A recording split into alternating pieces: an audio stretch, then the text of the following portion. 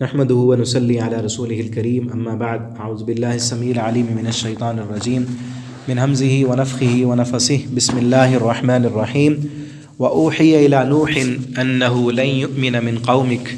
إلا من قد آمن فلا تبتئس بما كانوا يفعلون۔ ترجمہ قرآن کے سبق میں آج انشاءاللہ سورہ ہود آیت نمبر 36 سے پڑھیں گے، اور جیسا کہ پچھلے دو سبق ایک رکوع پورا نوح علیہ السلام کا واقعہ تھا، اور اس میں آخری آیت آخری جو پیغام تھا پچھلے رکوع کا وہ یہ تھا کہ اس قوم نے نوح علیہ السلام نے بحث مباحثہ کیا اپنی قوم سے، تو آخر میں انہوں نے کہا کہ لے آؤ عذاب، ٹھیک ہے نا۔ اب وہ اس عذاب کا ذکر ہے جو نوح علیہ السلام کی قوم پر آیا تھا، طوفان نوح، پوری کی پوری قوم کو اس طوفان میں غرق کر دیا گیا تھا، صرف ایمان لانے والے جو چند لوگ تھے وہی بچے تھے، اس کا ذکر ہے اس رکوع میں۔ وَأُوحِيَ، اور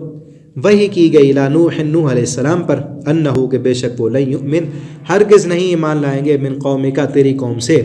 الا مگر من وہ بندہ، قد آمن جو ایمان لائے، بس جو لا چکے ہیں نا ایمان، وہ گنتی کے چند ہی لوگ تھے، اور کوئی نہیں ایمان لائے گا۔ فلا تبتئس، پس آپ نہ غم کریں، بما کانوا یفعلون، اس پر جو وہ کر رہے ہیں۔ واصنع الفلک، اور آپ بنائیں کشتی، اللہ کی طرف سے حکم آیا نوح علیہ السلام کو کہ آپ کشتی بنائیں، بِأَعْيُنِنَا، ہماری آنکھوں کے سامنے، وَوَحْيِنَا، اور ہماری وحی کے مطابق، وَلَا تُخَاطِبْنِی، اور نہ آپ مخاطب کریں یا نہ آپ بات کریں، فی الذین، ان لوگوں کے بارے میں، ظلموا، جنہوں نے ظلم کیا، انہم، بے شک وہ، مغرقون، سب غرق کر دیے جائیں گے، آپ کشتی بنائیں۔ وَيَصْنَعُ الْفُلْكَ، اور وہ بنا رہے تھے کشتی، وَكُلَّمَا، اور جب بھی، مرہ، گزرتا، علیہ، ان پر، مالا، ان کوئی سردار، کوئی ان کا سردار گزرتا، من قومی، اس کی قوم سے، سخروا من، تو وہ مسخری کرتے ان کے ساتھ، نوح علیہ السلام کے ساتھ مذاق اڑاتے کہ دیکھو یہاں پر جہاں کوئی دور دور تک کوئی پانی کا نام و نشان نہیں، بالکل ویران اور جو ہے بنجر علاقہ ہے، ریتلی زمین ہے، یہاں پر کشتی کہاں چلائیں گے، یعنی مذاق کرتے۔ قال، تو نوح علیہ السلام نے کہا، ان تسخروا منا،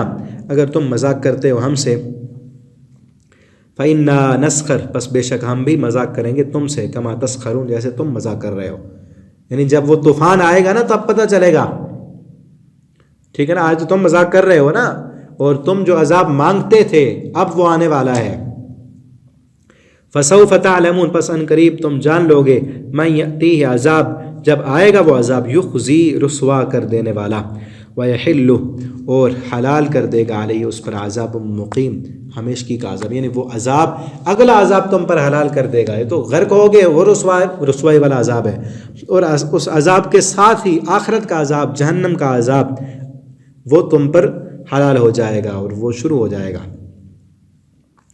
حتی اذا جاء امرنا، یہاں تک کہ جب آ گیا ہمارا حکم، وفارت تنور، اور پھٹ پڑا تنور،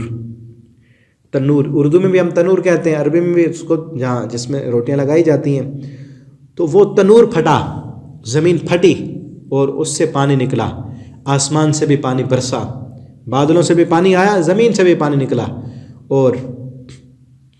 اللہ کا عذاب، ایک تو ہوتی ہے بارش اللہ کی رحمت، وہ رحمت نہیں تھی، وہ عذاب تھا، زمین سے بھی پانی نکلا، آسمان سے بھی پانی آیا۔ قلنا، اللہ فرماتے ہم نے کہا، احمل، آپ سوار کریں، فیہا، اس کشتی میں، من کل زوجین، ہر چیز کا جوڑا جوڑا، اثنین، جوڑا، زوجین، جوڑا، اثنین، یعنی نر اور مادہ، دو دو جمع کریں، وَأَهْلَكَ، اور اپنے اہل کو بھی، یعنی جتنے بھی جاندار تھے زمین پر، جانور بھی تھے، پرندے بھی تھے، حشرات الارض، ساری چیزوں کا جوڑا جوڑا، یعنی نر اور مادہ جمع کریں یا اس پر، وَأَهْلَكَ، اور آپ کے گھر والے بھی، الا من سبق علیہ القول، مگر وہ بندہ کہ سبقت لے گیا اس پر قول، یعنی جس نے ایمان قبول نہیں کیا اس کو نہیں بٹھانا، اور نہ ہی وہ تمہارے ساتھ آئیں گے بیٹھیں گے۔ ومن آمن، اور جو ایمان لایا آپ کے ساتھ اس کو بھی، یعنی ایمان والے جتنے بھی مومن ہیں، مسلمان، کلمہ پڑھنے والے ہیں، ان سب کو آپ اس کشتی پر سوال کر لیں۔ وما آمن معہ، اور نہ ایمان لایا آپ کے ساتھ، الا قلیل، مگر تھوڑے لوگ ایمان لانے والے تھے، انہی کو ہی حضرت نوح علیہ السلام نے اس کشتی پر سوار کیا، اور پھر اللہ کے حکم سے جب طوفان آیا، تنور پھٹا، زمین سے پانی نکلا، اور وہ کشتی چلی اللہ کے حکم سے، اور پھر آگے کیا ہوا؟ وقال، اور اس نے کہا ارکبوا فیہا،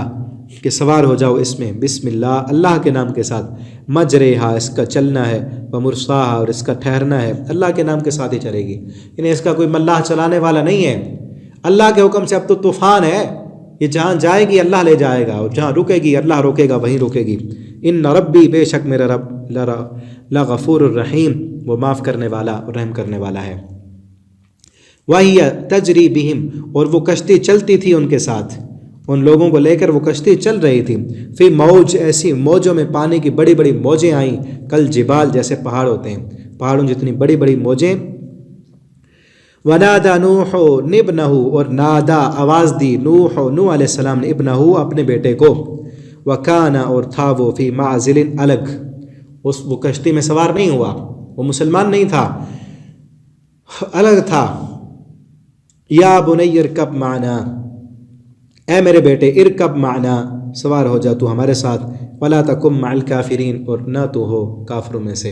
یعنی آپ یہ دیکھیں، نوح علیہ السلام 950 سال تک انہوں نے دعوت دی، اپنا بیٹا، ہدایت کس کے اختیار میں ہے؟ اپنا ہی بیٹا ہے، مسلمان نہیں ہوا، کلمہ نہیں پڑھا، کافروں کے ساتھ رہا، لیکن اس کو نوح علیہ السلام ہدایت نہ دے سکے، ٹھیک ہے نا جی؟ تو یہ قرآن انسان کو اصل عقیدہ دیتا ہے کہ اصل ہدایت دینا کس کے اختیار میں ہے۔ نبی کریم صلی اللہ علیہ وسلم اپنے چچا کو ہدایت نہ دے سکے،